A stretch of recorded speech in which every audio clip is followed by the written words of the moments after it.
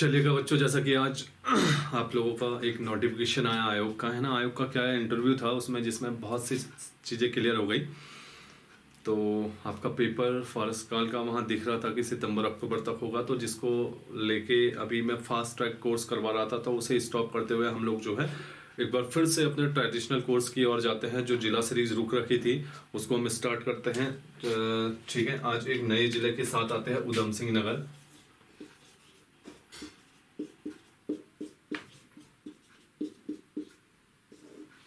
देखिएगा, आज तक आपको उधम सिंह नगर जिला पढ़ाया गया होगा, ठीक है, लेकिन आज हम जो है एक एनालाइज करेंगे इसका, और काफ़ी महत्वपूर्ण क्वेश्चन इसके जो है हम अपने सार संग्रह में कलेक्ट करने की कोशिश करेंगे कि जहां से क्वेश्चन इन फ्यूचर में बन सके। ठीक है, याद रखिएगा, टोटल जो आपका उत्तराखंड है उसमें 13 जिले हैं, जिसमें से लगभग 11 जो है पर्वतीय है, 2 मैदानी जिले हैं, है ना।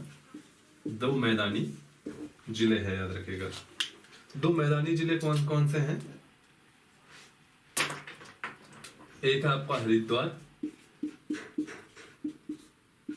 दूसरा यूएस नगर।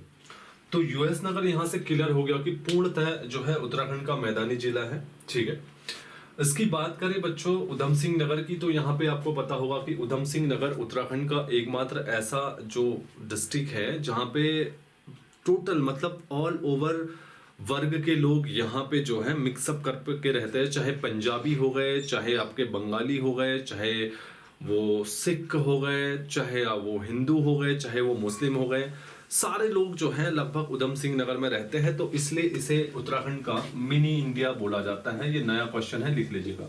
इसी कारण इसे उत्तराखंड का मिनी इंडिया बोला जाता है। मिनी इंडिया के पीछे रीजन समझ में आया, क्योंकि यूएस नगर एकमात्र ऐसा जिला है उत्तराखंड का जहां पे ऑल ओवर सारे मतलब वर्ग के लोग यहाँ पे रहते हैं, चाहे वो मुस्लिम हो, सिख हो, चाहे वो कुमाऊनी हो, गढ़वाली हो, चाहे वो पंजाबी हो, सिख हो, कोई भी हो। ठीक है, इसीलिए इसको उत्तराखंड का कह सकते हो कि मिनी इंडिया बोला जाता है। ठीक है, भारत का भी मिनी इंडिया कह सकते हो, लेकिन उत्तराखंड में अगर मिनी इंडिया की डिस्ट्रिक्ट को बोला जाता है तो वो आपका कौन सा है? यूएस नगर। दूसरा बच्चों देखिएगा, अगर आप देखो तो जो हमारी खेती है, अनाज है, उसके नजरिए से अगर हम इस जिले की ओर नजर करें तो हम पाते हैं कि उत्तराखंड में ये जिला ऐसा जिला है जो खाद्य उत्पादन में, याद रखेगा, फिर से एक बात बता रहा हूं, जो खाद्य उत्पादन में चाहे वो गेहूं हो, चाहे वो धान हो, चाहे वो अन्य चीजें हो, तो टॉप प्राथमिकता पे रहता है। तो इसलिए इसे उत्तराखंड का कटोरा बोला जाता है। लिख लीजिएगा, उत्तराखंड का, लिखेगा उत्तराखंड का अनाज का कटोरा, सॉरी, उत्तराखंड का अनाज का कटोरा कहा जाता है इस जिले को। उत्तराखंड का अनाज का कटोरा, अनाज का कटोरा इस जिले को बोला जाता है। ठीक है, उत्तराखंड का मिनी इंडिया और उत्तराखंड का अनाज का कटोरा इसे बोला जाता है। रीजन ये लगाया जाता है।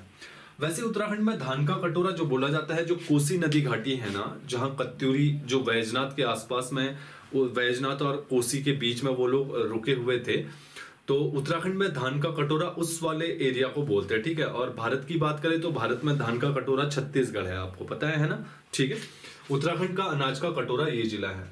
अब देखिएगा बच्चों, इसकी लोकेशन की बात करते हैं हम, इस जिले की, उधम सिंह नगर की।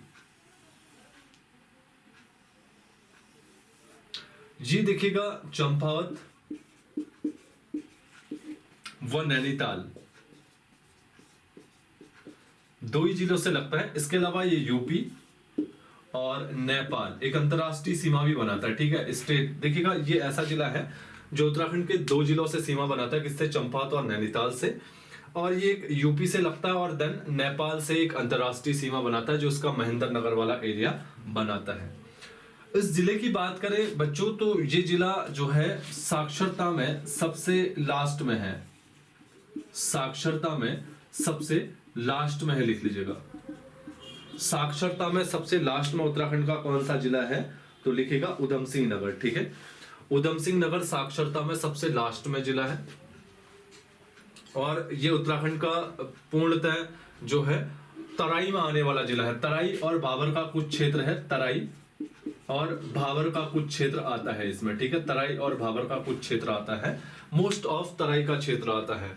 तो आप लोग जो पढ़ते हो ना तराई का इतिहास समझ में आना, उसमें तराई के इतिहास में 80% जो है वो उधम सिंह नगर के एरिया के बारे में है, और 20% जो नैनीताल जिले का नीचे काला ढूंगी, कोटाबाग, रामनगर वाला जो एरिया है उसके बारे में पढ़ते हो। मोस्ट ऑफ उसमें जो ज्यादा है वो उधम सिंह नगर के शहर है, जैसे काशीपुर हो गया, रुद्रपुर हो गया, नानकमत्ता हो गया, सितारगंज हो गया, बाजपुर हो गया, गदरपुर हो गया, ये सारे इसके शहर है, ठीक है। बहुत ही फेमस शहर भी है और बहुत इंपोर्टेंट भी है ना। तो ये जिला काफी इंपोर्टेंट है, याद रखिएगा। इससे हम आगे कवर करने की कोशिश करते हैं।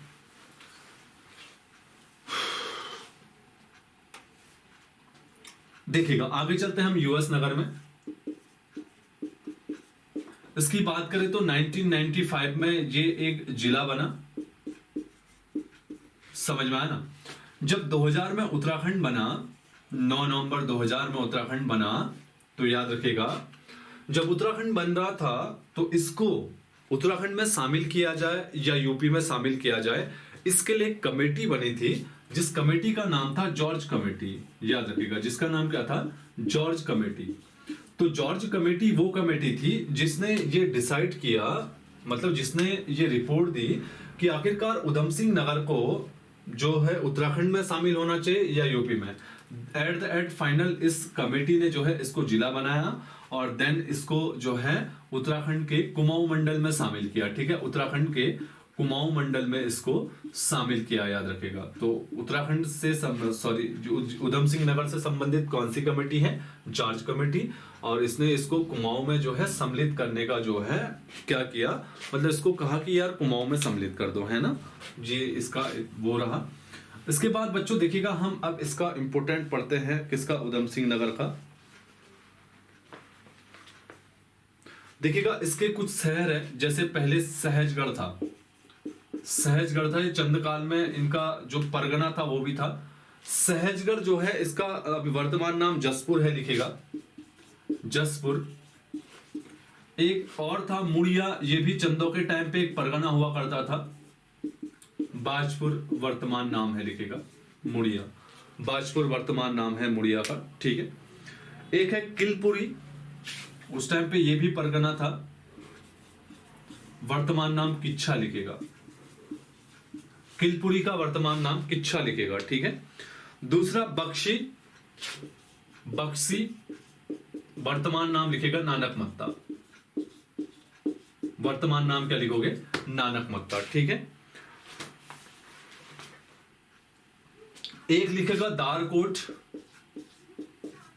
वर्तमान नाम ठाकुर द्वार, काशीपुर में है, काफी इंपोर्टेंट है। और यहाँ पे काशीपुर में जितने भी कंपटीशन की जो कोचिंग संस्थाएं हैं वो इसी ठाकुर द्वार में है। जो मोस्ट ऑफ काशीपुर में कंपटीशन की जो मतलब जो इंस्टीट्यूट है वो इसी ठाकुर द्वार में है। इसका पुराना नाम द्वारकोट था, ठीक है। बक्सी नानकमत्ता का पुराना नाम, सहजगढ़ का जसपुर का पुराना नाम, मुड़िया बाजपुर का पुराना नाम, देन किलपुरी किसका नाम, किच्छा का नाम। और याद रखिएगा ये जो थे ना, इसके अलावा दो और थे, समझ में ना। चंदों के शासनकाल में तराई परगने में कहीं 6 लिख रखा है, लेकिन मोस्ट ऑफ 7 याद रखेगा, 7 परगनों में विभाजित था तराई परगना। तराई जो चंदों के शासनकाल में, उनमें से ये थे, द्वारकोट था, बक्सी था, सहजगढ़ था, मुड़िया था और किलपुरी था।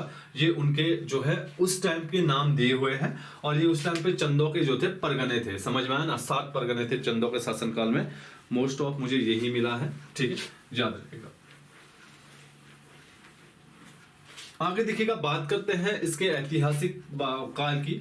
तो देखिएगा कत्यूरी काल में सबसे पहले हमें मिलता है कि कत्यूरियों का जो है यहाँ पे तराई वाले क्षेत्र में मतलब आधिपत्य था। जैसे जैसे कत्यूरियों की शक्ति जो है कम होती गई, वैसे वैसे जो है तराई भाबर में अन्य शक्तियों का विराजमान होना शुरू हुआ, ठीक है।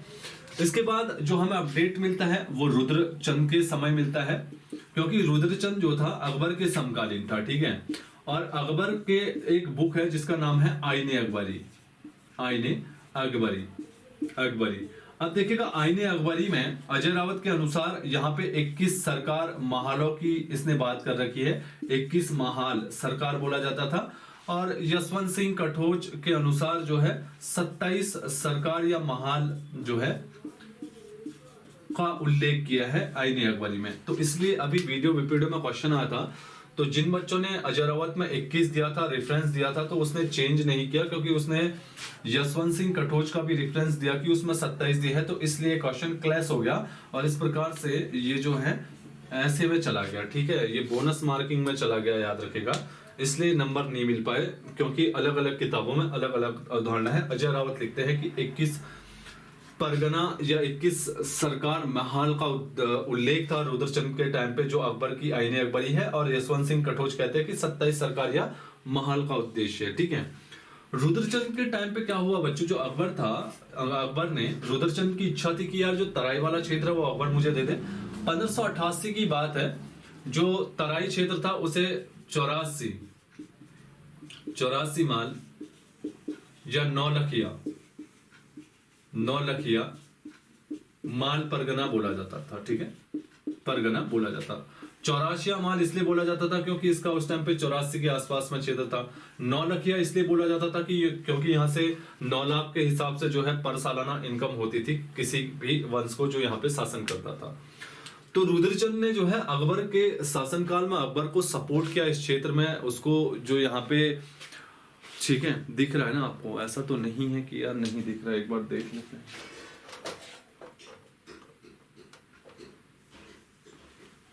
हाँ दिख रहा है ना, ठीक है, दिखना चाहिए। मैं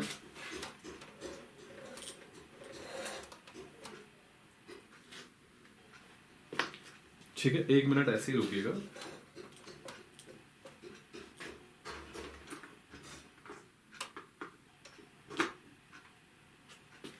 अब ठीक है ना, हाँ ठीक है, चलेगा। थोड़ा डिस्टर्ब के लिए माफी चाहता हूँ, वन मैन आर्मी में ऐसा ही होता है। ठीक है, तो ये चीजें हैं। ठीक है, तो ये भाई ये कहते हैं और ये कुछ और कहते हैं, तो इनको लेके थोड़ा असमंजस तो है ही, है ना। तो 1588 में जो है अकबर जो है, ठीक है, रुद्रचंद अकबर का सपोर्ट करता है और कटिहारों को यहाँ से भगाता है। तो इसके एवज में ये जो 84 माल और 9 लखिया वाला एरिया है जो तराई में ही था वो इसको दे देता है। तो अकबर ने जो है आईने अकबरी में इस नाम से उल्लेख है और कहा गया है कि यहाँ पे 21 सरकार या महाले थी, दैट इज अजय रावत, और 27 सरकारें महल थी यशवंत सिंह कटोच। इसीलिए वीपीडीओ में क्वेश्चन आपका क्लैश हो गया। ठीक है, तो इसको जो रुद्रचंद देखते हैं इतिहास में हम कि पहली बार इसने तराई और जो बाबर वाला परगना था कुमाऊं में वो अपने अंडर में किया, कैप्चर में किया था। ठीक है, अकबर के शासनकाल में। इसके चलते इसके आगे के जो उत्तराधिकारी आए उतने कर नहीं पाए। फिर बाद में बाज बहादुर चंद आया औरंगजेब के शासनकाल में, तो उसने क्या किया था, औरंगजेब के शासनकाल में औरंगजेब की मदद की थी। तो औरंगजेब ने भी तराई परगने को क्षेत्र को इसको देने की क्या की थी, मतलब अपनी सहमति दी थी। ठीक है, तो इसके बाद बाज बहादुर चंद लेता है। उसके बाद गोरखे आते हैं, तो गोरखे ज्यादा यहाँ पे उतना कुछ नहीं करते। लेकिन अब जो ब्रिटिशर्स आते हैं, इसके अलावा देखिएगा जो कत्यूरी काल था, कत्यूरी काल में जो है एक चीनी यात्री जो है हेंगसांग यहां आता है, काशीपुर और उसके आसपास के क्षेत्रों का तरीके से एनालाइज करता है और इसको जो है काशीपुर वाले क्षेत्र को गोविसाण नाम देता है। समझ में ना, काशीपुर को गोविसाण नाम जो दिया था वो हिंगसान ने दिया था। 634 ईस्वी के आसपास में ये हमारे उत्तराखंड में आया था और इसने इन शहरों की स्टडी करके काशीपुर को गोविसाण नाम दिया था। आगे चल के जब ब्रिटिशर्स आते हैं तो ब्रिटिशर्स को इतना पता था कि यार अगर उत्तराखंड में हमें तरीके से कर व्यवस्था और शासन व्यवस्था चलानी है तो उसके लिए हमें कहीं ना कहीं डेफिनेटली क्या करना है, तराई वाले क्षेत्र को डेवलप करना है ना। जो तराई वाला क्षेत्र है उसे और ज्यादा विकसित करना है। 1 मिनट,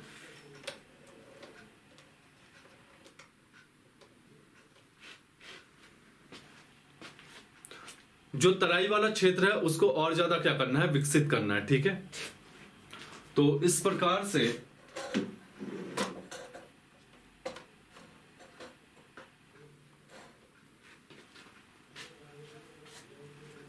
तराई वाले क्षेत्र को और ज्यादा विकसित करना है। तो इन लोगों ने तराई क्षेत्र के विकसित के लिए क्या किया, सबसे पहले ट्रेल ने देखेगा, ट्रेल आया। ठीक है, ट्रेल से पहले 1802 में याद रखिएगा लॉर्ड वेलेजली होता है। लॉर्ड वेलेजली इस टाइम पे जो है गवर्नर जनरल होता है, वो लॉर्ड वेलेजली। ये कुमाऊं की जो जलवायु और उसका एनालाइज करने के लिए एक व्यक्ति को भेजता है जिसका नाम होता है गॉट महोदय, ठीक है, गॉट होता है उसका नाम। गॉट महोदय को 1802 में कुमाऊं की जो आपका क्या होता है बताइएगा, कुमाऊं का जो जलवायु होता है उन क्षेत्रों को एनालाइज करने के लिए जाता है। तो गॉट महोदय तराई वाले क्षेत्रों में आता है, पहाड़ में तो आ नहीं पाता है, और पहाड़ वाले क्षेत्रों की जो मतलब वहां की जलवायु है, मानसून है, उसका उल्लेख करता है। तो लॉर्ड वेलेजली जो है उत्साहित हो जाता है, ठीक है। देखिएगा कई किताबों में 1814 दे रखा है और कई में 1815 दे रखा है। तो अजय रावत में 1814 दे रखा है, ठीक है, और आयोग ने 1815 माना है। भगवान जाने इनका क्या खेल है। तो बताया जाता है कि सबसे पहले अंग्रेजों ने इस समय भांग की फैक्ट्री, याद रखेगा, सबसे पहले इनका जो निवेश था भांग की फैक्ट्री का था और ये काशीपुर में स्थापित की, ठीक है। तो अंग्रेजों द्वारा उत्तराखंड में लगाई जाने वाली पहली फैक्ट्री जो कारखाना था वो काशीपुर में था, और किसका लगाया था, भांग का लगाया था, ठीक है। किसी किताब में 1814 मिलता है, किसी में 1815 मिलता है। अभी आया था, बच्चे 1814 में थे, आयोग उसके और नहीं गया। भ्रमित करता है ना, ये लोग बिल्कुल भ्रमित करने वाले हैं, सुधरने वाले हैं, बच्चों को परेशान करके ही रहेंगे। कुछ भी पढ़ लो, हम बिल्कुल तुम्हारा जो है कुछ ना कुछ इधर उधर से घुमा फिरा के आपका जो है जीर्णोद्धार करवा देंगे हम, है ना, आपने पढ़ा भी होगा तो देख रहे हुए सारी चीजें। तो इस प्रकार से तराई भाबर का हल्का फुल्का इन्होंने करने की कोशिश की। आगे चल के देखिएगा, तराई भाबर की बात करते हैं तो आगे चल के 1818 में ट्रेल ने सबसे पहले, याद रखिएगा, यहाँ पे क्या किया, सिंचाई व्यवस्था के लिए और साथ ही यहाँ पे अनाज उत्पादन के लिए, सिंचाई व्यवस्था और यहाँ पे अनाज उत्पादन के लिए सबसे पहला स्टेप जो उठाया 1818 में ट्रेल ने उठाया था। समझ में आना, सबसे पहले ट्रेल ने उठाया था, याद रखेगा। इसके बाद 1831 में यहाँ पे बोल्डसन था, एक बोल्डसन, 1831 में बोल्डसन ने तराई में बंदोबस्त किया था, भूमि बंदोबस्त किया था 1831 में, ठीक है। बोल्डसन ने भूमि बंदोबस्त किया था कब, 1831 में, किसने, बोल्डसन ने, ठीक है। इसके अलावा इसके बीच की घटनाएं बताएं तो 1820 में जो है ट्रेल ने यहाँ पे स्टाम्प शुल्क 8 आने का स्टाम्प शुल्क लगाना शुरू किया। 8 आने का स्टाम्प शुल्क जो लगाना शुरू किया उत्तराखंड में, सबसे पहले तराई से लगाना शुरू किया, ठीक है, 8 आने का स्टाम्प शुल्क। इसके अलावा बात करें तो यहाँ पे जो है 1836 के आसपास में जो गोवन था, 1836 ही है उसका आंसर, याद रखेगा। 1836 में गोवन ने यहाँ पे क्रय विक्रय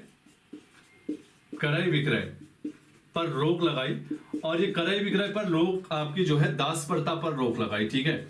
दास प्रथा पे द एंड, वैसे 1862 में आपका अकबर भी लगाता है, साथ साथ में लिख लीजिएगा, अकबर 1862 नहीं, 1562 में दास प्रथा पर जो है अकबर भी जो है प्रतिबंध लगाता है 1562 में, ठीक है, अकबर जो है ये लगाता है।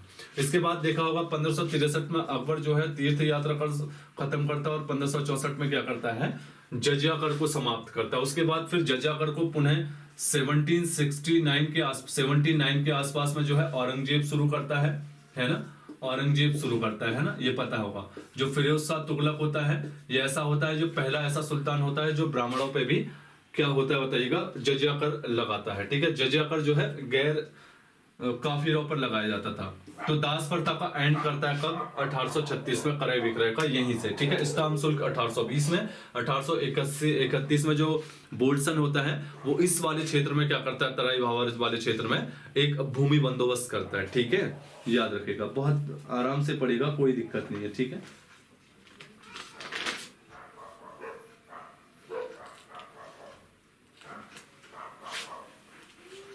देखिएगा 1824 में ट्रेल के शासनकाल में इसकी शासन व्यवस्था मजबूत हो करने के लिए 1824 में इसे मुरादाबाद जिले के अधीन कर दिया गया था, इस तराई क्षेत्र को, ठीक है।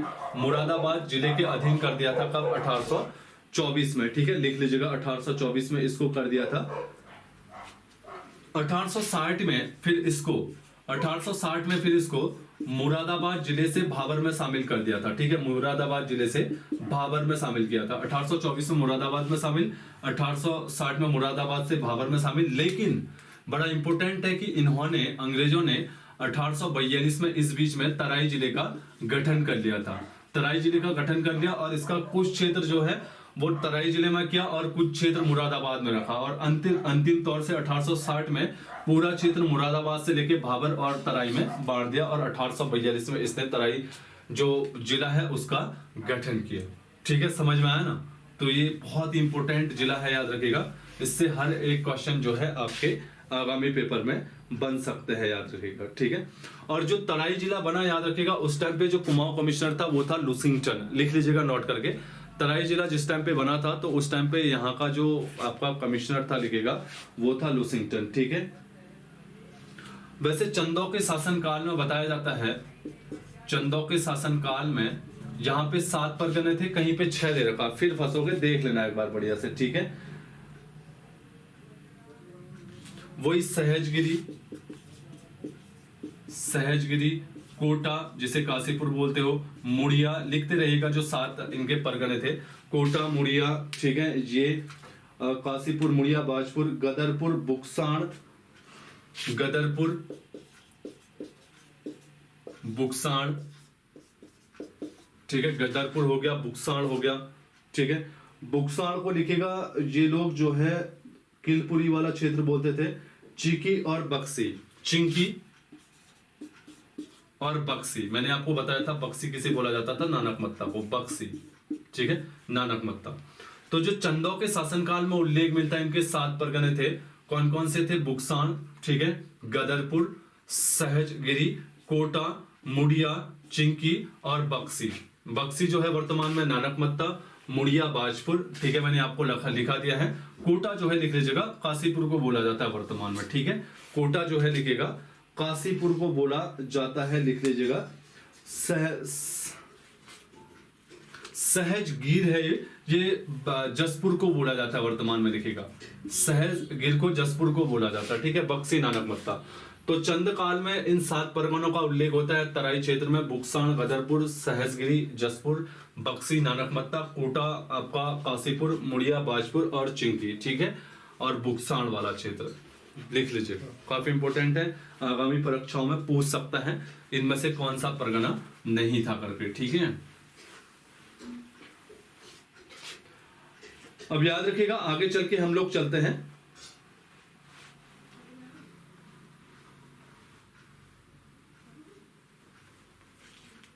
1861 में। याद रखिएगा, इसके शासन व्यवस्था के लिए यहाँ खाम असिस्टेंट या खाम स्टेट इसको बनाया, खाम स्टेट बनाया, और 1900 में इसके तराई प्रशासन के लिए इसे खाम असिस्टेंट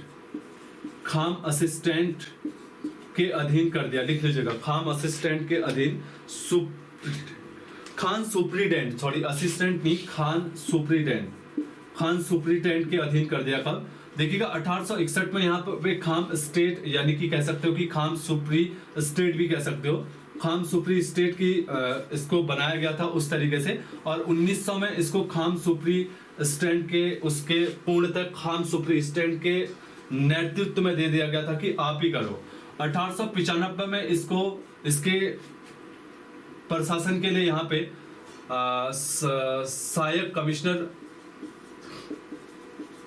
सहायक कमिश्नर नियुक्त किया गया था। लिख लीजिएगा, 1895 में सहायक कमिश्नर नियुक्त किया गया था यहाँ के लिए।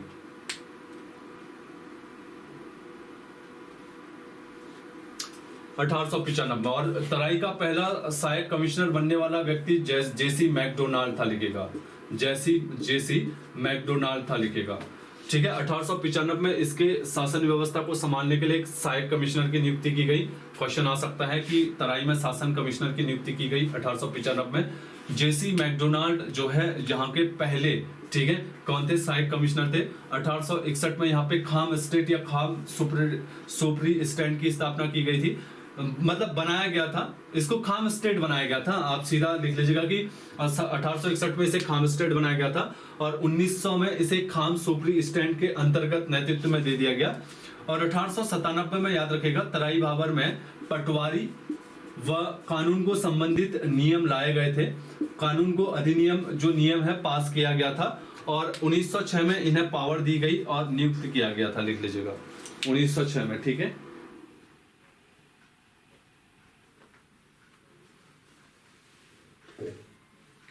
तो पटवारी और कानून को संबंधित नियुक्त करने का जो नियम तराई भाबर में था 1897 था, लेकिन पहले इन्हें लागू कब किया देखिएगा 1897 में पटवारी कानून को नियुक्त करने का नियम लाया गया था तराई में, ठीक है, नियुक्त करने का नियम लाया गया था कब 1897 में, लेकिन इसको लागू कब किया बताइएगा 1906 में लागू किया, ठीक है। 1900 में खाम सुपरिटेंडेंट के अंतर्गत किया गया, 1861 में खाम स्टेट ये बनाया गया और 1895 में इसके लिए इसके प्रशासनिक व्यवस्था को सुधारने के लिए सहायक कमिश्नर की जो है एक पद जनरेट किया गया और यहाँ का पहला सहायक कमिश्नर बनने वाला जो व्यक्ति था वो था जेसी मैकडोनाल्ड, ठीक है, काफी इंपॉर्टेंट है, लिख लीजिएगा।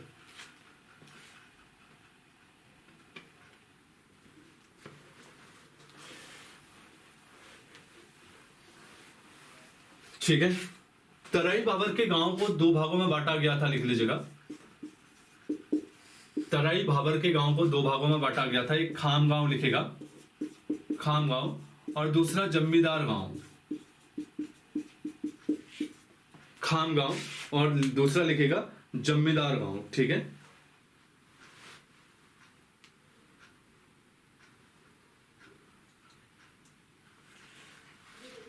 खाम गांव और जमींदार गांव, ठीक है, तराई भाबर की व्यवस्था के लिए। और इसके बाद क्या हुआ, जब अंग्रेजों के शासनकाल में आगे बढ़ते रहा तो लिख लीजिएगा 1831 में बोर्डसन ने सबसे पहले यहाँ पे सिंचाई व्यवस्था की थी, सॉरी वो भूमि बंदोबस्त किया था, लिख लीजिएगा। ठीक है,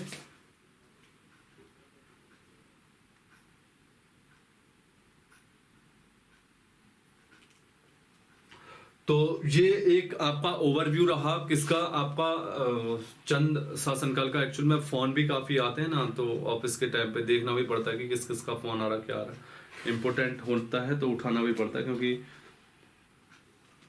काफी इंपॉर्टेंट भी रहता है ना। तो देखिएगा ये आपका एक ओवरव्यू है किसका,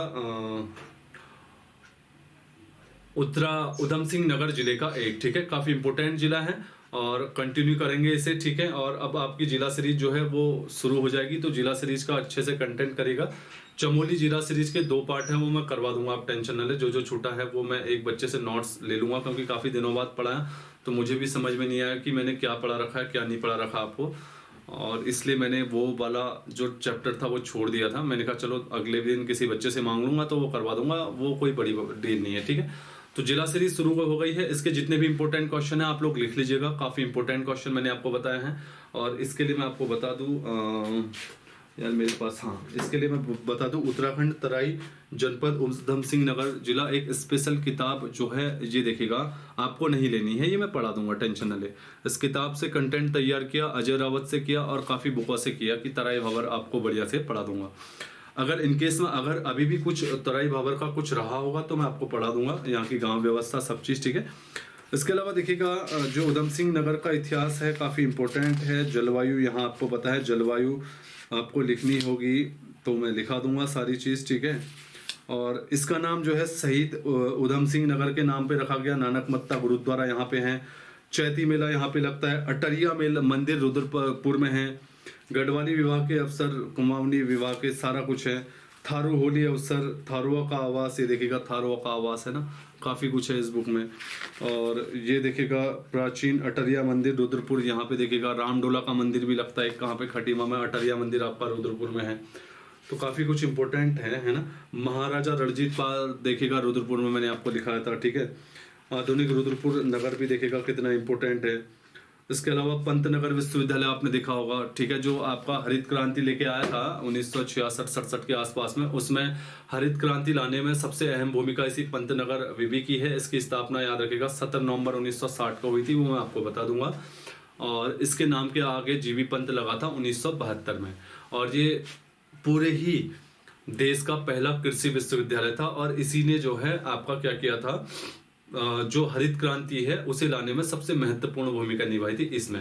और वर्तमान में देखिएगा उधम सिंह नगर इतना इम्पोर्टेंट है कि यहाँ पे नगर निगम भी काफ़ी है, ठीक है, जैसे काशीपुर है, ठीक है, अभी चल रही है। और वहाँ की बात गदरपुर हो गया, वहाँ के शहर में आपको बता दूँ जसपुर बता दूँ, नानक मत्ता है, सितारगंज है, ठीक है। और आपका गदरपुर है, जहाँ पे आपने देखा होगा कि काफ़ी डैम भी है और काफ़ी नदियाँ भी है जो इम्पोर्टेंट है। तराई की नदियाँ जो रहेंगी वो इम्पोर्टेंट रहेंगी, और तराई में कोई बांध बनाए हैं तो वो इम्पोर्टेंट है।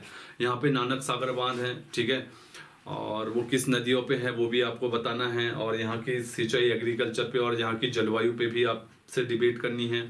और यहाँ के शहर जो है वो काफ़ी इंपॉर्टेंट है, जैसे जसपुर है, काशीपुर की स्थापना कब की, रुद्रपुर की तो मैंने अभी रुद्रचंद को बताया था ना, 1588 में दी थी, तो उसी टाइम पे इसने वहाँ पे एक किला बनाया था, और रुद्रपुर जो है उस शहर का निर्माण कराया था रुद्रचंद ने, ठीक है। तो इस प्रकार से अब हम जो है अपना कॉन्सेप्ट बेस पे चलेंगे, और कॉन्सेप्ट बेस की क्लासें अब शुरू हो गई है, क्योंकि अब मेरी भी हेडक कम हो गई है कि आपका जो है अब जो आप लोग बार बार मुझे बोल रहे थे कि सर फॉरेस्ट गार्ड का पेपर है उसके लिए इंपॉर्टेंट फैक्ट सीरीज करवा दो करके, उसी के लिए मैं तैयार था। तो अब जो है लगभग हमारी हेडक खत्म हो गई है, सितंबर अक्टूबर है, तो तब तक हम कोर्स खींचते हैं, हिंदी भी खींचनी है और उत्तराखंड जिला सीरीज भी कंप्लीट करवानी है, क्योंकि जिला सीरीज से काफ़ी कुछ जो है आपको करवाना है और काफ़ी कुछ जो है यहाँ से पूछेगा, ठीक है। जो जिला सीरीज मैं करवा रहा हूँ, एक भी जिला सीरीज के टॉपिक मत छोड़िएगा, क्योंकि वो बिल्कुल अंदर से, और काफ़ी डीडी शर्मा की कौन सी मैं आपको बुक बता दूँ यार, मैं लाया हूँ कि नहीं इधर पे, हाँ डीडी शर्मा की बुक बता दूँ, ये वाली बुक मैं आपको सारी चीज़ें बता दूँ मैं किससे करता हूँ, आपको लग जाएगा कि कितनी मेहनत है, सिर्फ हवा में नहीं पढ़ाता हूँ ये बुक। तो ये बुक जो है आपका पता है इंसाइक्लोपीडिया में है, इसमें जैसे क से लेके सारी चीज़ है। तो जैसे मैं पढ़ रहा हूँ गदरपुर, तो मैं सीधे इसमें गदरपुर के बारे में देख लेता हूँ, इससे गदरपुर पढ़ लिया, आपका परीक्षा वाणी से पढ़ लिया, आपका राजेंद्र बलौदी से पढ़ लिया, इससे इनफ क्या होगा बताओ। उसके बाद विकीपीडिया देख लिया, उसके अलावा गदरपुर के बारे में कुछ होगा, वही आपका काशीपुर, वही जसपुर, वही कुछ अन्य क्षेत्र, वही कुछ अन्य मंदिर। मैंने शायद आपने देखा होगा केदारनाथ मंदिर और बद्रीनाथ मंदिर बहुत डेप्थ में पढ़ाए हैं जिला सीरीज में, वो इसी से है, डीडी शर्मा से डेप्थ उसके बारे में किसी, हाँ हालांकि सेपरेट बुक में किसी में होंगे जहाँ पे केदारनाथ मंदिर के बारे में होंगे, लेकिन अगर आप प्रतियोगिता परीक्षा की ओर देखें तो इस बुक में डेप्थ में था जो मैंने आपको बता दिया है, तो वहां से देख लीजिएगा, वहां से क्वेश्चन बन सकते हैं, काफी इंपॉर्टेंट फैक्ट मैंने आपको उसमें करवा रखा है। तो जिला सीरीज बिल्कुल मिस न करनी है। हिंदी देखिएगा, मैंने आपसे बार बार कह रखा, आप पढ़ते रहिएगा, आप में कॉन्फिडेंस भी आ रहा है और आप काफ़ी अच्छी परफॉर्मेंस भी दे रहे हैं, मुझे काफ़ी अच्छे मैसेज भी आ रहे हैं कि sir Hindi well and good, और हम आपकी हिंदी जो है आगे कंटिन्यू करिएगा, बिल्कुल करूँगा, ठीक है। तो चलेगा, शुभ रात्रि आप सभी लोगों को। उम्मीद करता हूँ कि ये सेशन पसंद आए तो लिख लीजिएगा कि सर कंटिन्यू, इसको कंटिन्यू करते हैं, हम लोग कंटिन्यू करेंगे और सारे लोग देखें, ठीक है, जो नए भी है जो पुराने भी हैं, इसमें नया कंटेंट भी होगा, बिल्कुल नया होगा। परीक्षाओं जो UG+C का पैटर्न है उस पर आधारित जो है ये कक्षाएं रखी गई है मैंने, तो जरूर पढ़ेगा, ठीक है। चलेगा, सभी लोगों को शुभ रात्रि, है ना।